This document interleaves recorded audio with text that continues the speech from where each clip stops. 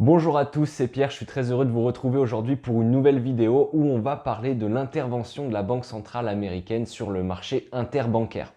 J'ai déjà eu l'occasion de vous en parler lors d'une précédente vidéo où on avait bien expliqué en détail ce qui se passait sur ce marché interbancaire et pourquoi les banques n'étaient plus en fait en capacité de se prêter les unes aux autres.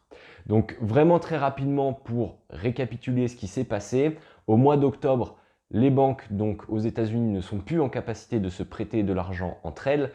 Donc les taux d'intérêt du marché repo, du marché interbancaire, ont très vite progressé pour aller dépasser les 8% de taux d'intérêt.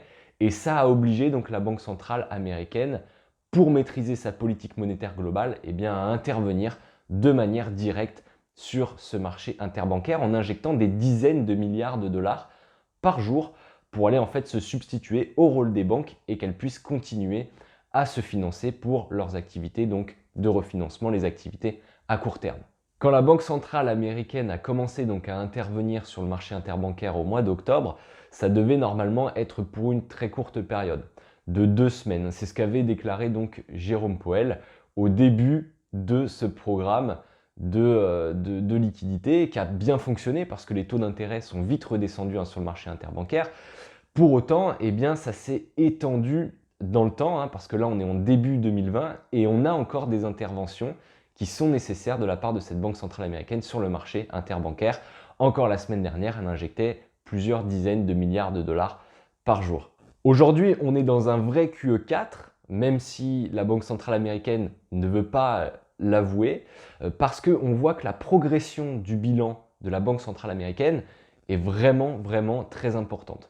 Sur les 4 mois d'intervention, là, les 4 derniers mois, la Banque centrale a étendu son bilan de 400 milliards de dollars, soit un rythme plus important que lors des 3 précédents quantitative easing.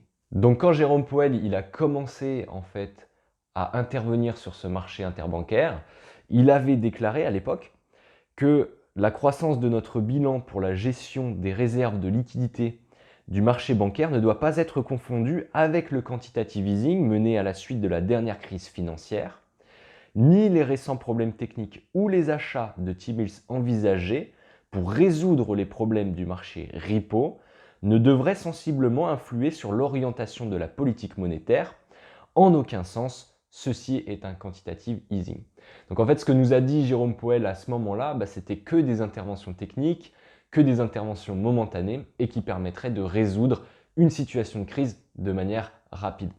Comme je vous le disais, depuis, on a toujours ces interventions et tous les intervenants aujourd'hui de la finance appellent cela le quantitative easing numéro 4. Effectivement, avant celui-ci, on en avait eu 3 autres aux États-Unis qui étaient vraiment centrés sur l'économie parce que le but c'était de baisser les taux d'intérêt du marché pour que les entreprises et les particuliers également puissent s'endetter pour investir et consommer. Pourquoi ce quantitative easing numéro 4 est-il donc particulièrement risqué? On a notamment Bank of America et Deutsche Bank qui ont publié des rapports assez récemment où ils se montrent en fait très inquiets de ce qui se passe sur ce marché interbancaire, sur les interventions de la Banque centrale et qui sont assez tranchants en fait par rapport à ces interventions. En effet, il y a de quoi être inquiet parce que ce QE4, il est basé uniquement sur la finance. On n'est plus en fait avec une idée d'aller relancer notre économie aux États-Unis. Pourquoi? Parce que le banquier central, en fait, il n'a plus le choix. On sait que la croissance aux États-Unis, elle a été faite, ça fait 11 ans que l'on connaît de la croissance. C'est le cycle le plus long des 100 dernières années, donc on sait qu'on ne peut pas étendre de manière infinie un cycle de croissance, même si Donald Trump, pour l'instant, l'a plutôt bien fait, notamment en baissant les impôts de manière massive, mais là, on arrive au bout de ce cycle de croissance.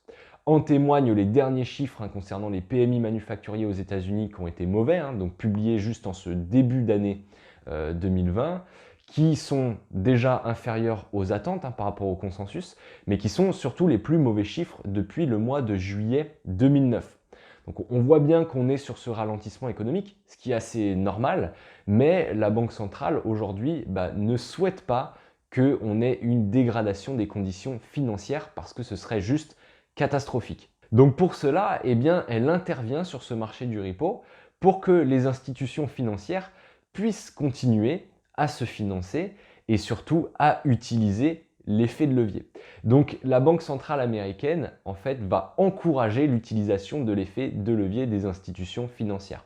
Pourquoi? Parce que si elles ne peuvent plus le faire, eh bien ces institutions vont commencer à vendre les T-bills, donc en gros la dette américaine, ce qui aurait pour résultat une hausse du taux d'intérêt et donc une difficulté pour l'État américain de faire fonctionner son budget.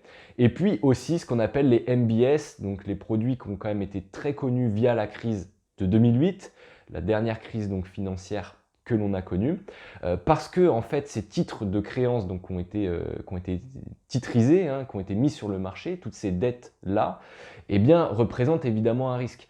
Et donc si on coupe pour les institutions financières la capacité d'utiliser le marché du repo, donc le marché du refinancement, eh bien forcément ces institutions financières devront se couper du risque. Ça veut dire aller vendre la dette américaine, mais aussi la dette des particuliers et des entreprises. Le risque évidemment, c'est qu'on ait un marché qui se décorrèle de l'économie réelle. On le voit particulièrement bien avec la corrélation entre les performances du S&P 500 et du bilan de la Banque centrale américaine.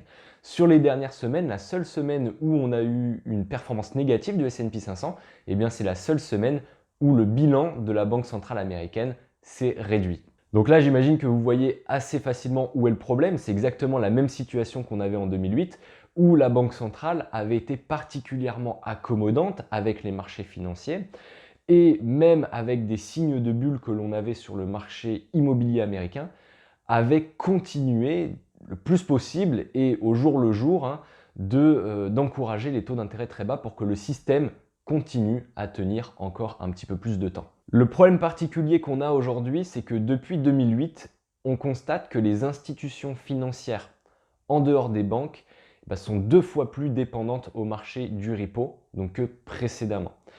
Ça veut bien dire ce que ça veut dire que les institutions financières sont très leveragées, elles utilisent énormément de leviers pour aller prêter de l'argent, pour financer l'économie américaine, pour financer l'État américain.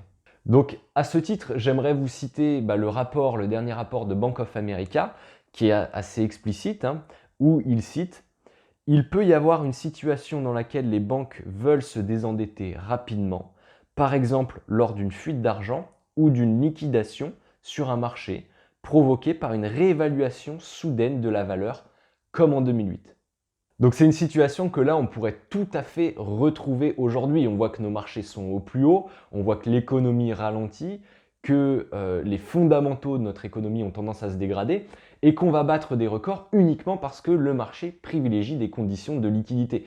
Finalement, la Banque centrale américaine continue de faire jouer la musique, donc pour l'instant, tout le monde danse, même si on voit que certains commencent à se crisper un petit peu. Et exactement comme en 2008, au moment où par rapport à des rapports de force qui obligeront donc la Banque centrale à être moins accommodante, et bien là la musique va s'arrêter net et ça va être sauf qui peut chez les institutions financières et c'est là où on va avoir des désengagements très rapides.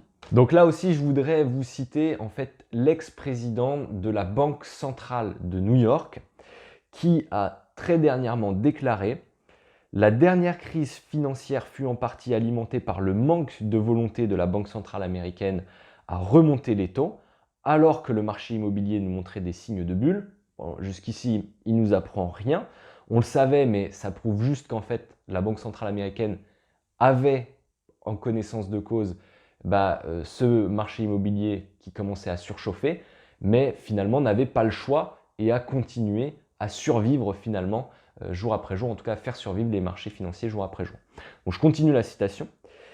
Il semblerait que la stratégie actuelle de la Banque centrale américaine de réserve abondante peut amener de nouveaux risques en soutenant une interconnectivité accrue et une politique trop accommodante pour maintenir des conditions de financement qui peuvent court-circuiter la capacité du marché à évaluer précisément l'offre et la demande de levier à mesure que le prix des actifs augmente. Donc là, en fait, ce que l'ex-banquier central donc de la Banque de New York nous dit, c'est que le marché n'est plus en capacité finalement de rémunérer la prime de risque. Ça se voit assez bien, la prime de risque en ce moment, on l'ignore totalement. Quand vous voyez des entreprises comme Orange qui empruntent à 7 ans à taux zéro ou qui empruntent à 1,3% sur 30 ans, qu'on a des États qui arrivent à emprunter à taux négatif, c'est que le marché ne rémunère plus la prime de risque. Et c'est tout à fait illustré correctement par les propos de cet ex-président de Banque centrale qui nous dit qu'il y a danger, qu'en fait on a une décorrélation entre la finance, les marchés financiers et la réalité économique. Donc là, le risque, c'est qu'on ait un réveil qui soit très douloureux et très rapide, hein, comme à chaque fois, où en fait on se mette à recoller aux fondamentaux de l'économie. Le problème, c'est que plus on s'en détache actuellement et plus les forces de rappel se situent donc plus bas et donc plus la chute sera évidemment importante. Donc je voulais conclure cette vidéo par rapport à Bank of America, encore une fois, hein, qui déclare qu'avec le QE4, donc voilà, BofA nomme les interventions de la Banque centrale QE4, comme ça il n'y a plus de doute, la Banque centrale américaine s'est engagée dans une nouvelle politique monétaire, l'amenant sur un territoire inconnu qui pourrait l'obliger à sortir de son double mandat, donc le double mandat qui est l'emploi et le maintien des prix, donc l'inflation. Donc c'est là une bonne conclusion que nous a apporté Bank of America. J'ai d'ailleurs un ami à moi qui a publié une très bonne vidéo, je vous mettrai le lien direct de cette vidéo-là, pour surveiller un indicateur en particulier qui nous indiquerait quand on peut estimer que le système va prendre conscience que les choses ne vont pas bien et qu'on va avoir un rééquilibrage donc soudain entre nos fondamentaux et la complaisance actuelle donc des marchés financiers. Voilà, c'est une courte vidéo, j'espère qu'elle vous plaira.